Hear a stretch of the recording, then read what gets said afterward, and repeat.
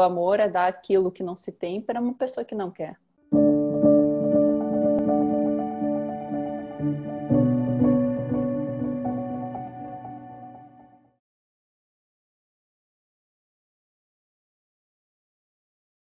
Bem-vindo a todos. Hoje aqui conosco Laís Locatelli. Seja bem-vinda. Obrigado pela participação. Oi, Luiz, tudo bem? É um prazer estar aqui. Felipe, muito obrigada pelo convite. Espero que esse diálogo seja interessante, porque o tema que vocês me chamaram para falar sobre é muito interessante. Obrigado.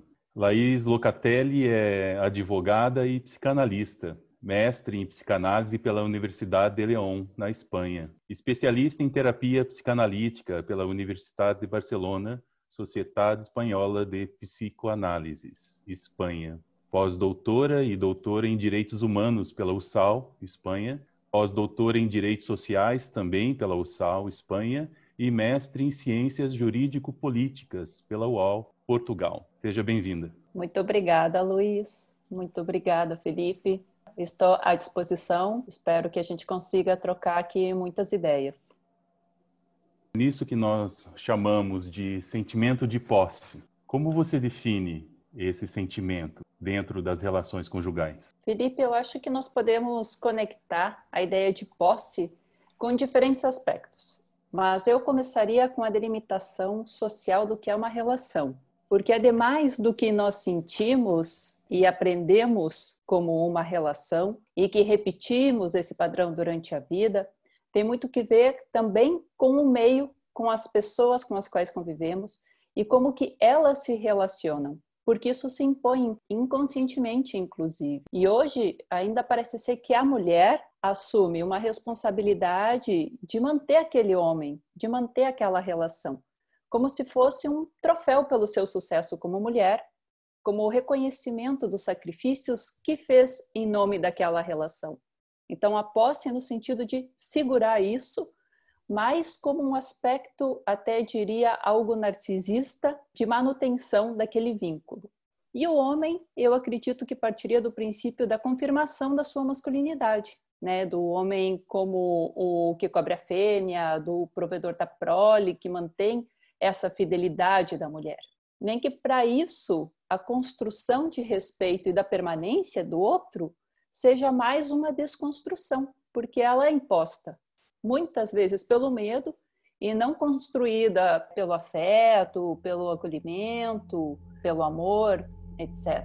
Então ela parte desse pressuposto de manter a posse como se fosse uma propriedade, inclusive, que é o que muitas vezes nós vemos nos feminicídios, né? É minha propriedade, então ela não pode estar na posse de outro homem porque ela é minha. E também tem a ver, e eu deixo aqui já uma provocação para a gente conversando sobre isso, que o respeito, quando se demanda uma posse, normalmente se ultrapassa a questão do respeito à individualidade do outro, que é quando sai a agressividade do ser humano, que são em 3 momentos, que é nos terrível 2, dos 2 anos, que se está desconstituindo aquela relação, o final da relação fusional com a mãe, a criança busca a sua identidade, é quando a criança passa a ser adolescente, que vai de novo reforçar essa individualidade, e no momento que se está desfazendo a paixão,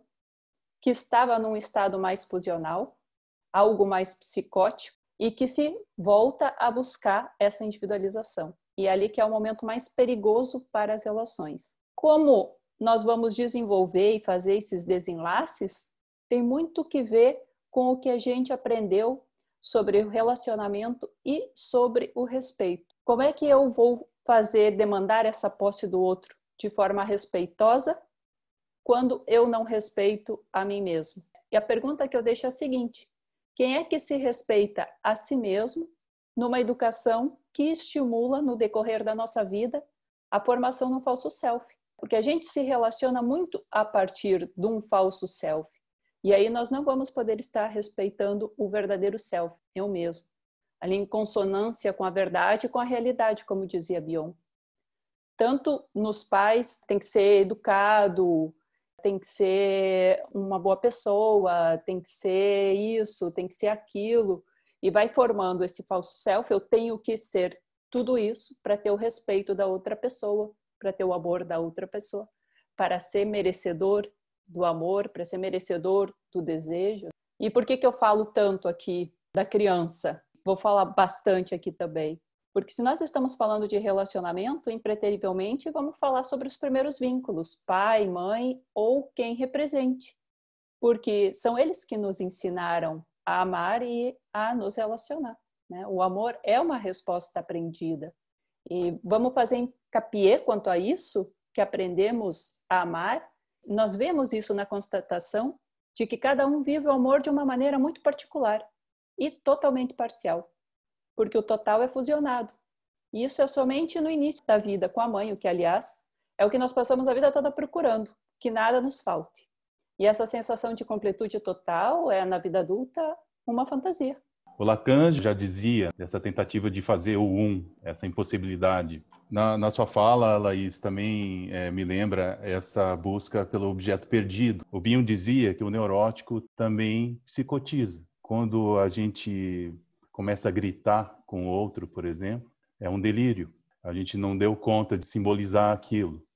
A gente pode chamar de regressão também. Dentro do feminicídio, de um delírio, acontece o pior. A diferença nossa para um criminoso é que o criminoso ele foi para o ato. Bion fala também que a unidade é o casal. Mas quando ele fala que todos nós temos uma cota psicótica, eu acho que nos vale remeter aqui que nada que é do ser humano nos é estranho também.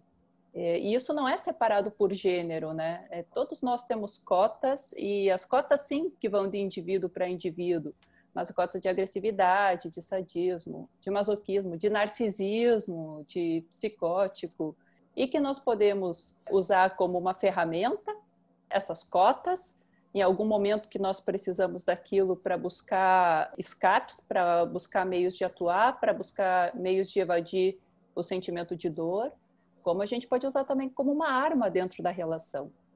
E é muito interessante isso que o Felipe fala sobre o feminicídio. Outro dia eu estava assistindo um café filosófico da Maria Homem, do Contar do Caligari, e ele fala uma coisa que é muito impressionante num primeiro momento, mas que depois faz sentido. Ele diz assim, a mulher reaciona durante o relacionamento. De repente ela mata o homem, pá! E ele diz, isso é normal. E faz aquele silêncio assim na plateia. Mas o que ele quer dizer com isso? Que ela atua frente a algo real que está passando naquele momento. É o normal de acontecer. Para se defender, seja de uma reação violenta, etc. Ou como ele fala, você está me chateando o tempo inteiro, eu não aguento mais isso, passa para o ato. Mas o homem nem sempre. E às vezes ele vai atrás de uma ex que faz anos que ele não vê, que ele não tem contato, que já não tem o vínculo, e ele a mata. Então, aqui podemos dizer que tem uma parte psicótica e tem uma parte psicótica avalizada pela sociedade fálica também, que tem aquele direito de permanência de uma certa propriedade. E é isso, e a gente vê essa atuação nas estatísticas, né? A gente vê na TV, a gente vê nos jornais todos os dias. Não conseguem transformar, de repente, em palavras aquela agressividade, aquela violência nossa de cada dia, porque somos todos um pouco violentos também, a nossa cota aí, e isso tem a ver com esse entendimento do que é avalizado socialmente, quem é o detentor desses direitos, que aliás o falo é simbólico, não tem a ver só com a estrutura do corpo. Você falou que ia remeter em alguns momentos à infância, porque falar sobre relacionamento é falar sobre infância. Interessante dizer que o sentimento de posse começa no Édipo. Então, desde ali, a gente já vem meio que programado a isso, né? Isso vem se repetindo com o passar do tempo. Laís, o que a psicanálise tem a dizer sobre o ciúme? O ciúme em si, já que estamos falando de agressividade, o ciúme é agressividade. Antes do ciúme ser ciúme, tem uma fala do psicanalista Renato Dias Martino que ele diz que o ciúme é aquele espaço da inveja que ficou latente, que se instaura ali.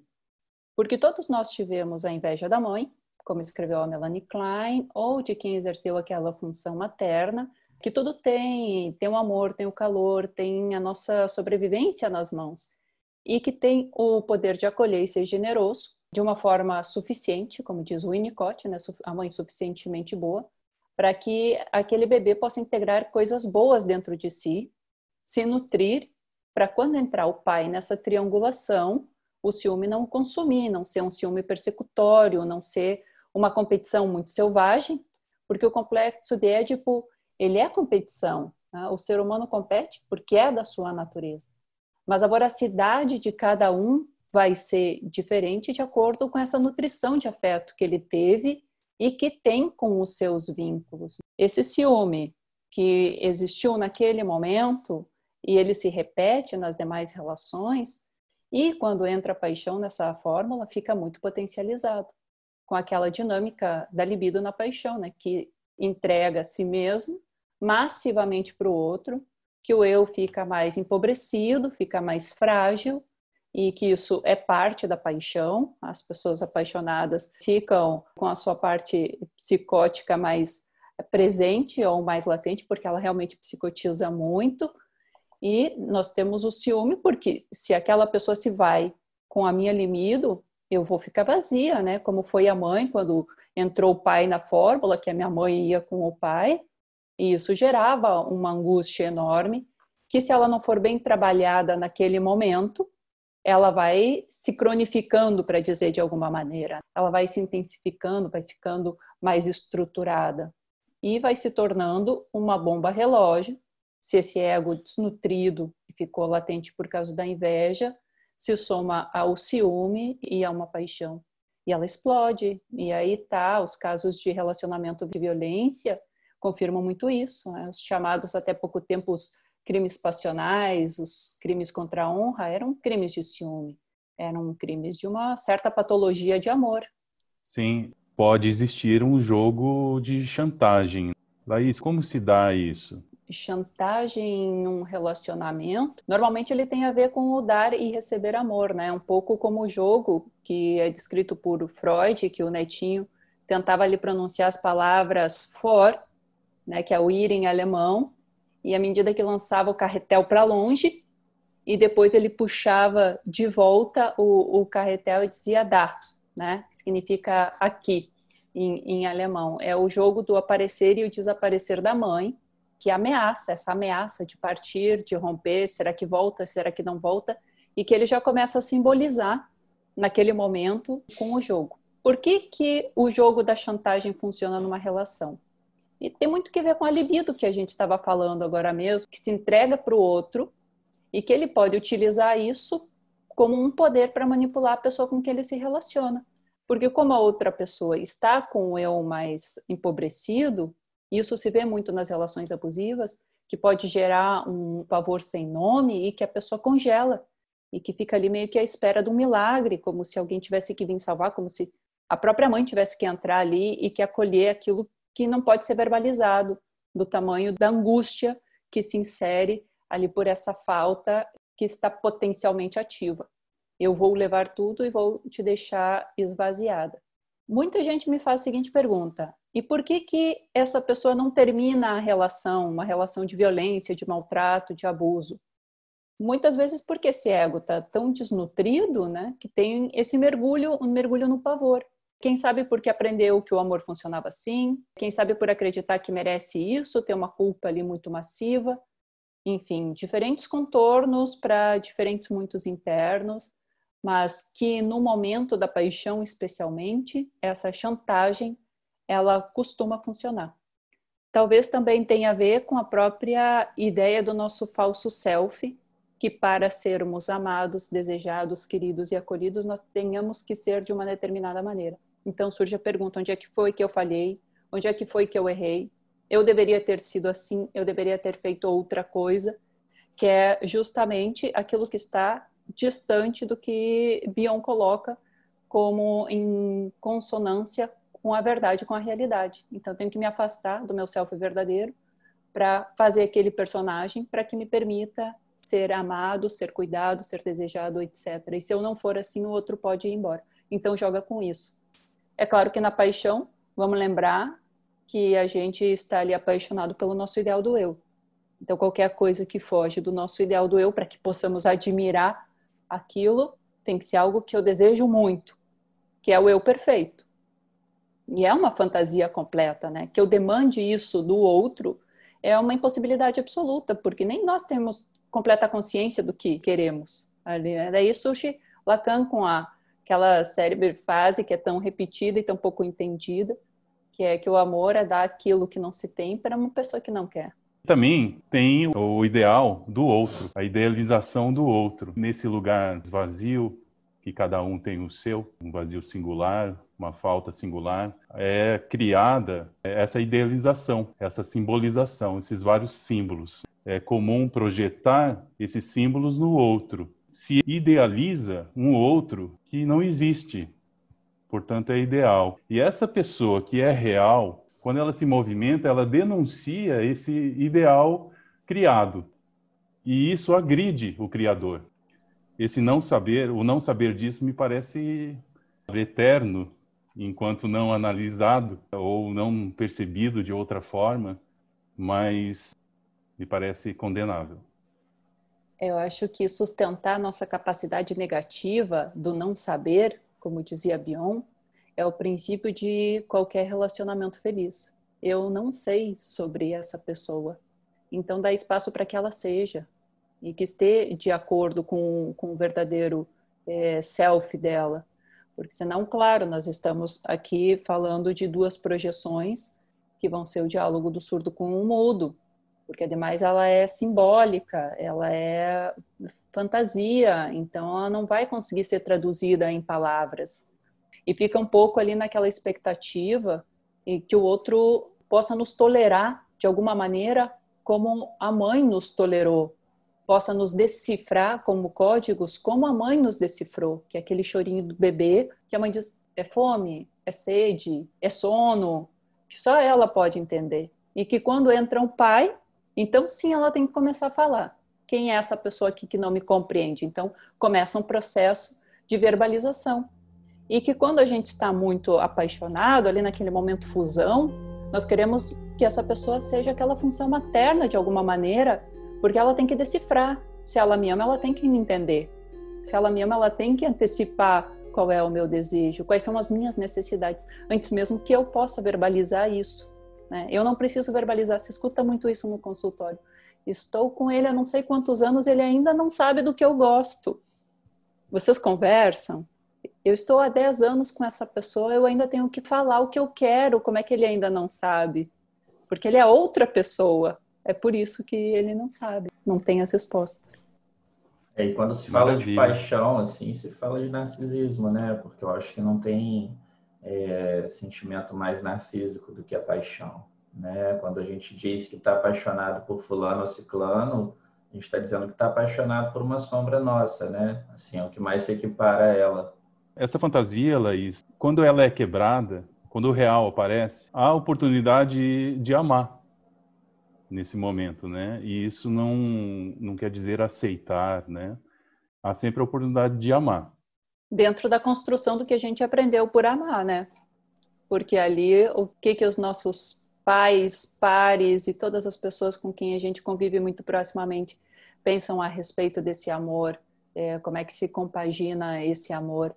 E aí sim a gente pode ter uma resposta mais satisfatória ou menos satisfatória do que é o amor, para não cair naquela compulsão à repetição de ficar sempre buscando alguma coisa que não existe, porque o amor, afinal de contas, vai ter que ser uma construção com duas pessoas, dois outros que vão tentar subsistir.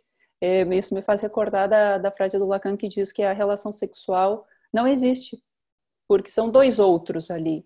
O amor também é isso. Então, existe a unidade como construção, como fantasia, como desejo, como o que existe, né? O formato disso é personalíssimo.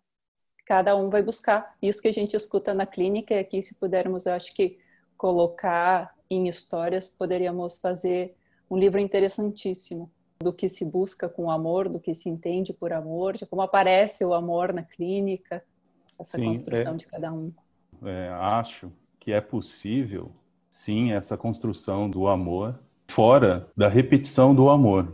A criação de um amor fora daquilo que se aprendeu como amor. É claro, esse amor que nos foi dado ou não foi dado ele vira uma repetição. A gente se reaver com isso.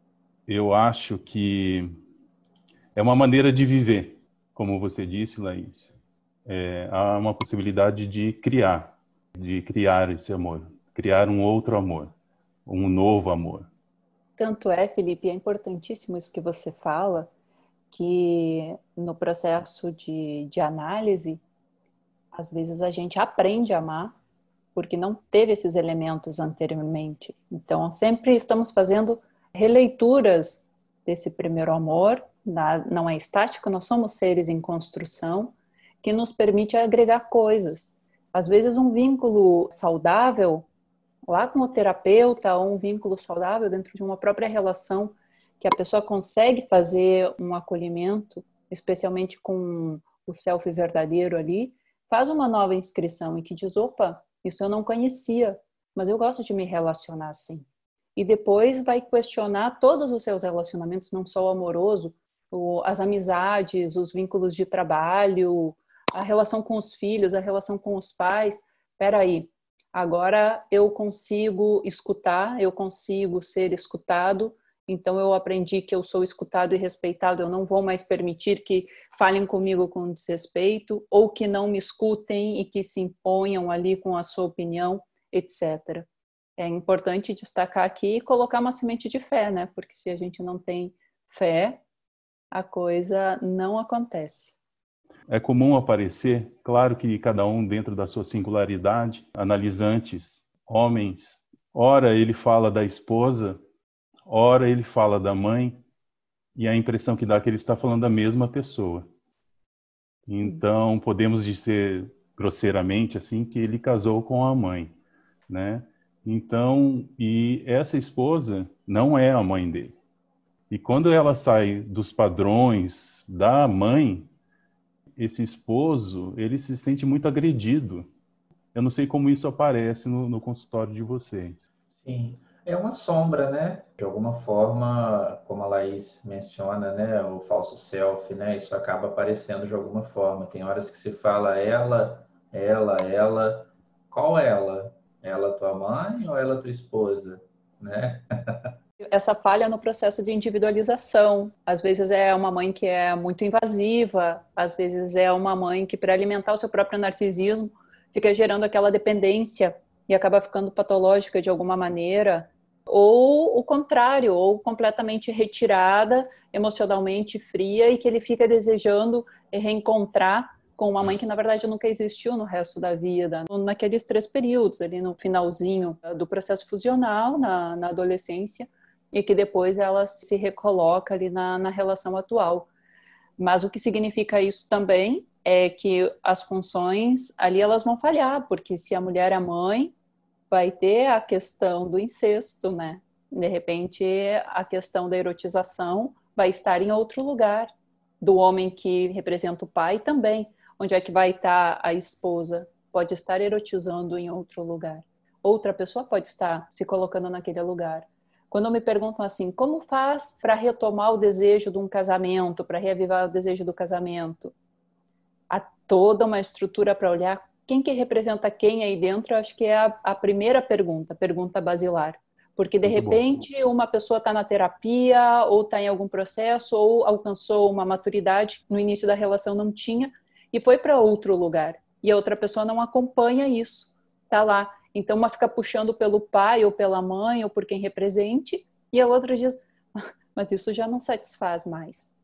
Então, aí tem que ver qual que é o desencaixe, o que encaixa, ainda se encaixa alguma coisa, e qual é o desencaixe, se está faltando peça nesse quebra-cabeça, que sempre vai faltar, mas se elas são aquelas do meio ou as mais laterais, que dá para tentar construir ali coisas simbólicas, porque afinal de contas, tudo cai muito na capacidade de simbolizar, porque senão a gente vai estar sempre no literal, e o literal psicotiza. É isso. Como o falo circula, né, dentro dos relacionamentos abusivos?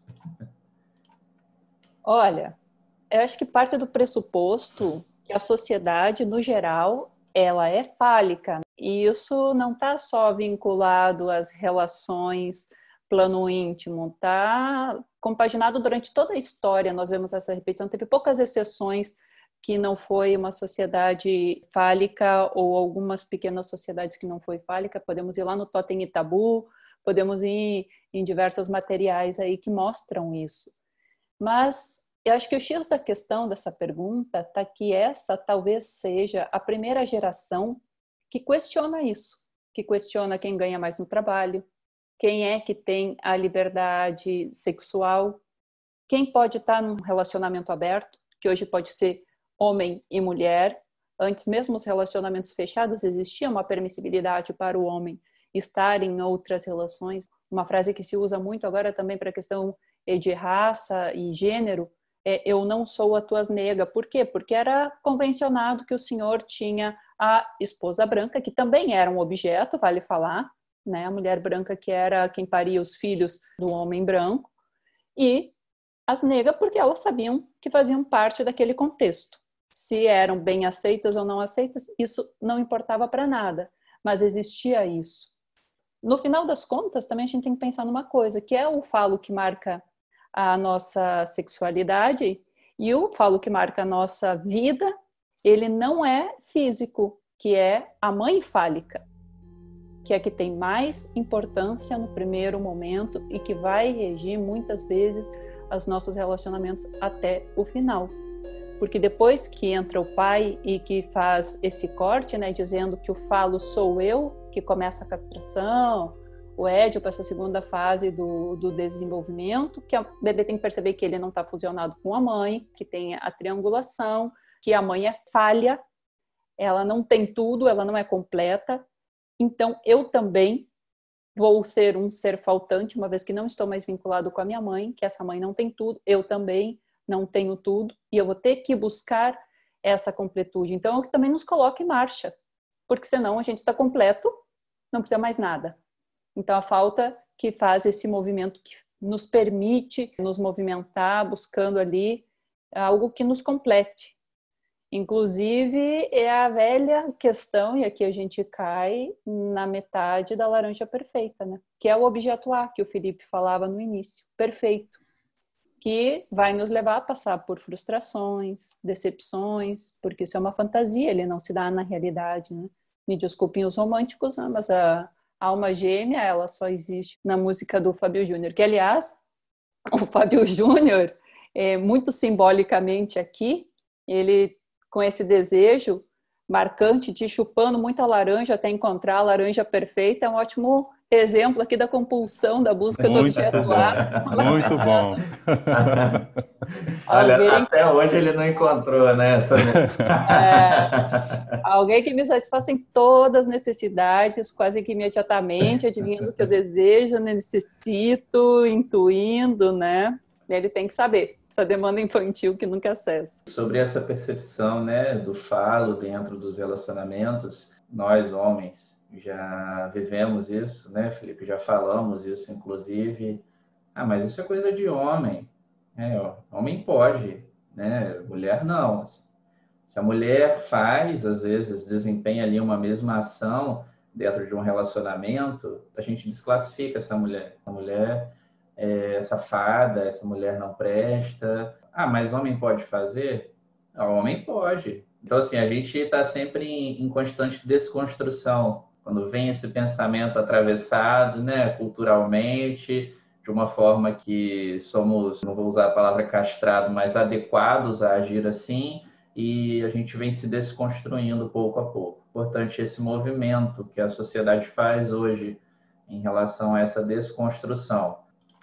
Para dar sequência, é o Felipe agora, né? Olha, outra pergunta polêmica aí. Sou eu? Sim. Qual é aqui o número, Luiz? 5. 5? Sim. Você deixou para mim essa pergunta.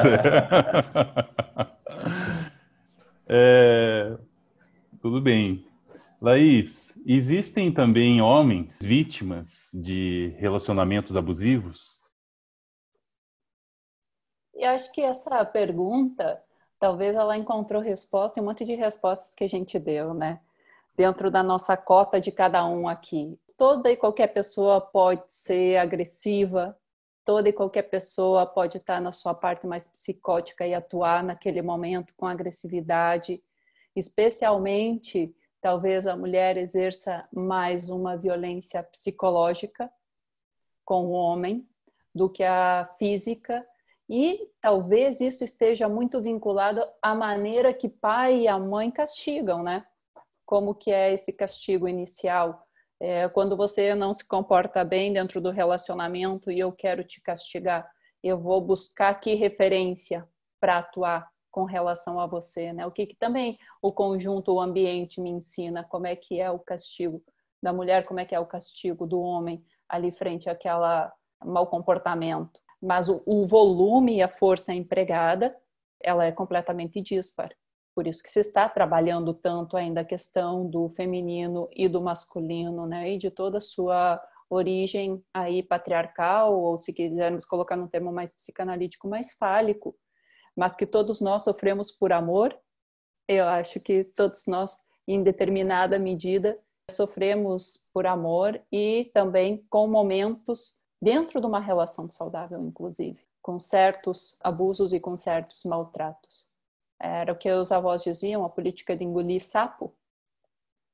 Dentro de um relacionamento, diziam muito assim, tenha paciência, as mães ainda falam, tenha paciência, isso passa.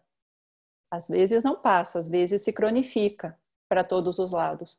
Mas o passar para o ato, para a agressão física, para o feminicídio, aí estão os números que não mentem, que tem uma margem maior de mulheres que sofrem essa violência. Agora, vocês como homem podem me falar um pouquinho mais o que vocês sentem e veem aí no consultório com a violência, como o homem sente essa violência, como ela é exercida contra o homem.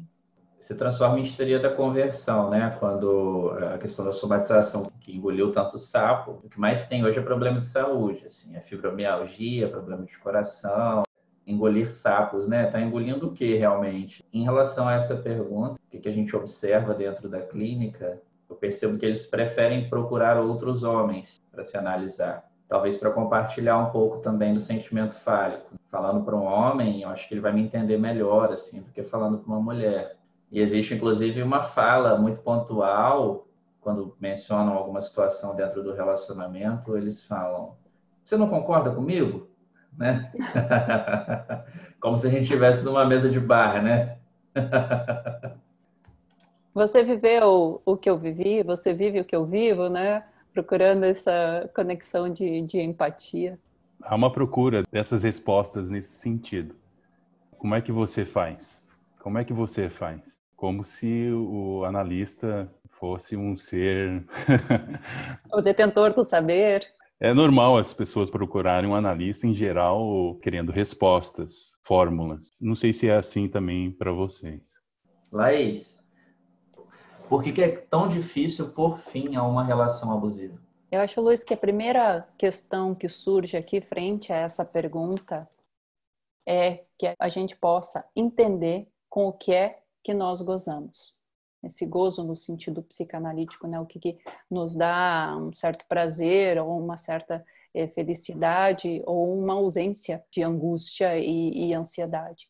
Porque muitas vezes nós estamos vinculados com o gozo, com o que dói, com o que machuca, nessa repetição do que aprendemos como amor, tanto do que vivenciamos, bem, em todos os lados aqui, como nós estamos falando desde o início.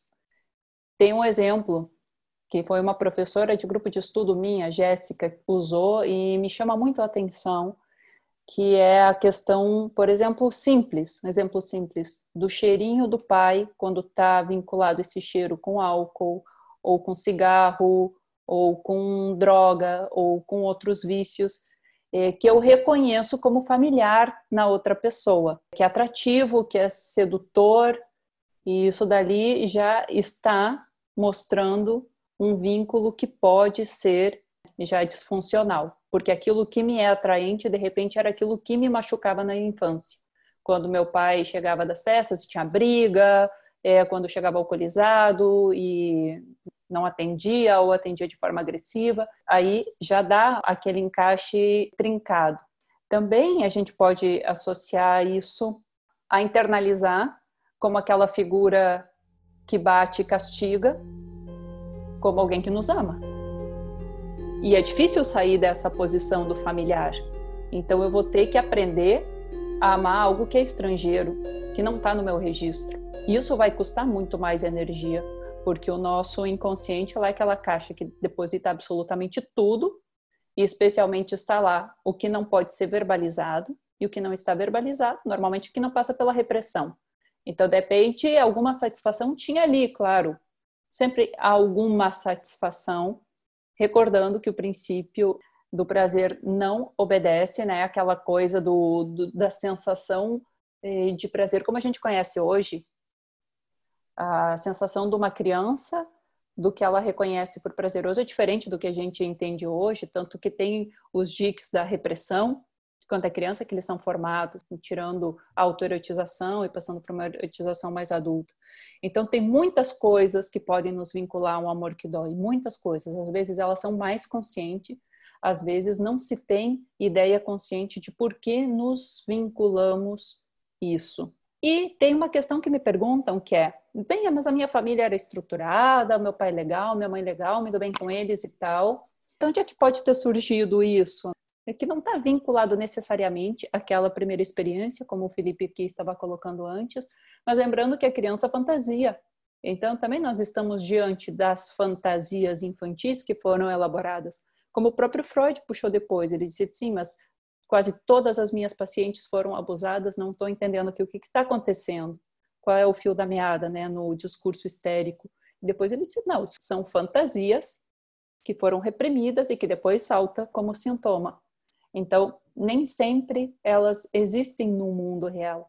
Podem ser fantasias que a gente fica ali rodando.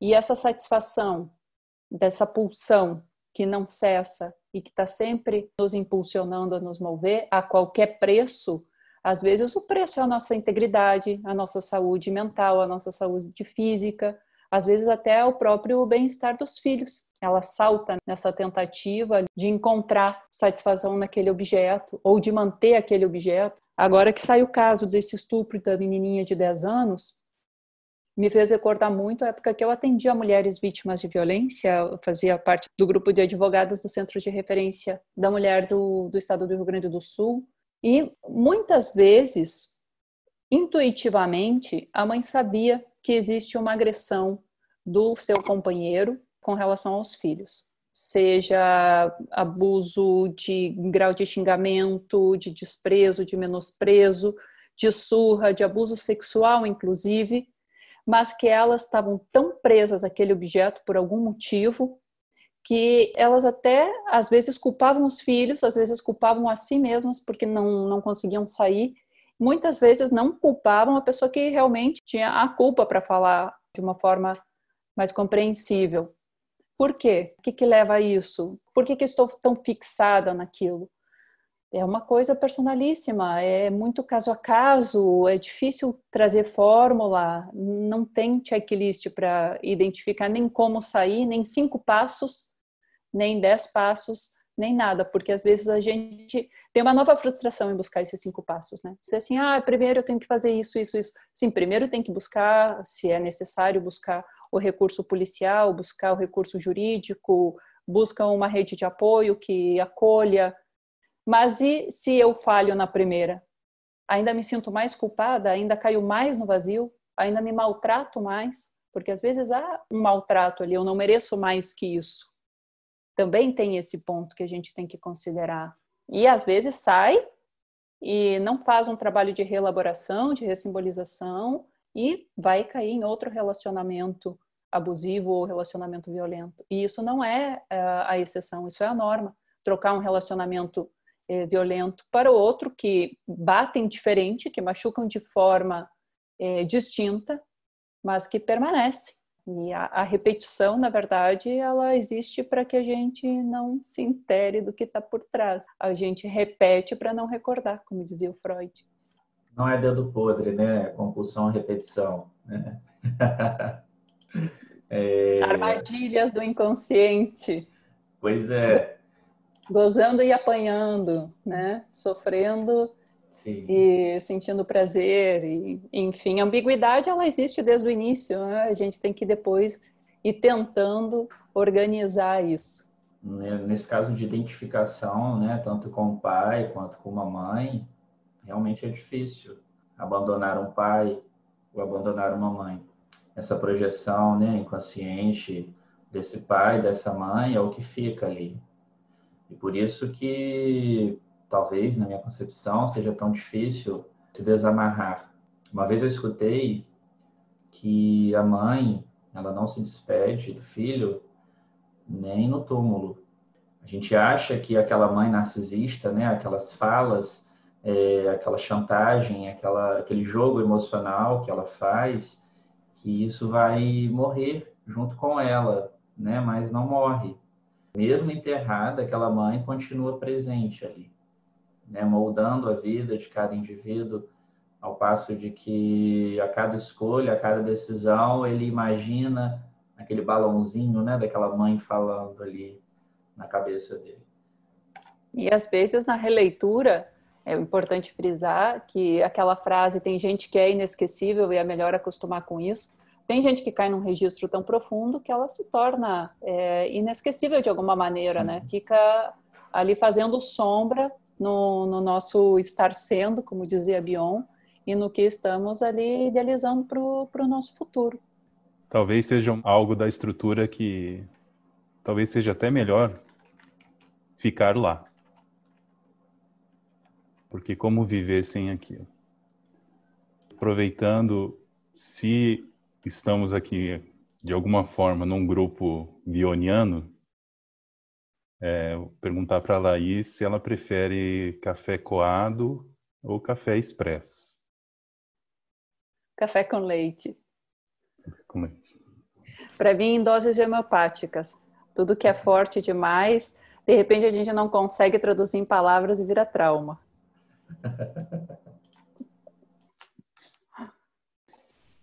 Muito bom, Laís. Olha, é mais uma polêmica. Quando eu conversei com a Laís antes, ela disse que só essa pergunta dava uma mesa inteira. Laís, existem casais que perdem o interesse sexual um pelo outro depois de algum tempo juntos. Esse sentimento, ele vem da morte do desejo ou do amor? O velho e bom desejo. O que podemos falar dele? Falar do desejo para sempre, com essa consistência aquosa que escorre pelos dedos. Dizia Rubem Alves, que muito sofreu por amor, que o amor é um passarinho sentado no dedo. A gente tem que saber que a qualquer momento ele pode voar. Acho que o próximo vídeo a gente pode tratar só sobre desejo. E ainda vai faltar muito espaço, porque sempre falta espaço na vida para o desejo. Imagina numa fala. Sem dúvidas, né? Não é tão fácil assim falar sobre desejo, né? Eu acho que nem assim, nem teoricamente, nem na análise, né? Assim, nomear o desejo é sempre muito difícil, né? O que você quer, né? A pergunta de 10 milhões, né? Assim, o que você quer? Nomeie o seu desejo. Vamos ficando aqui então, né? Foi muito bom ter sua participação aqui, ter sua presença aqui. Doutora, que apesar de doutora, prefere ser chamada de Laís, tem aí uma longa trajetória acadêmica e está colaborando com a gente aqui, está falando um pouco da sua vivência, um pouco dos seus conhecimentos, está compartilhando isso com a gente. Fique à vontade para sempre retornar quando quiser, vai ser sempre muito bem-vinda aqui. Muito obrigado, Laís, e obrigado pelo café com leite. Felipe Luiz, muito obrigada pela oportunidade, pela confiança e pelo carinho, esse bate-papo tão gostoso que aconteceu aqui com nós. E eu prefiro não ser chamada de doutora de uma forma instintiva anteriormente, mas hoje já sei que o discurso do mestre esteriliza a relação, esteriliza o discurso, então é melhor estar com o pé para fora dele, porque uma vez dentro desse circuito já não tem divórcio possível. Deixo o meu super obrigado, minha gratidão para vocês e espero que a gente se reveja numa outra oportunidade.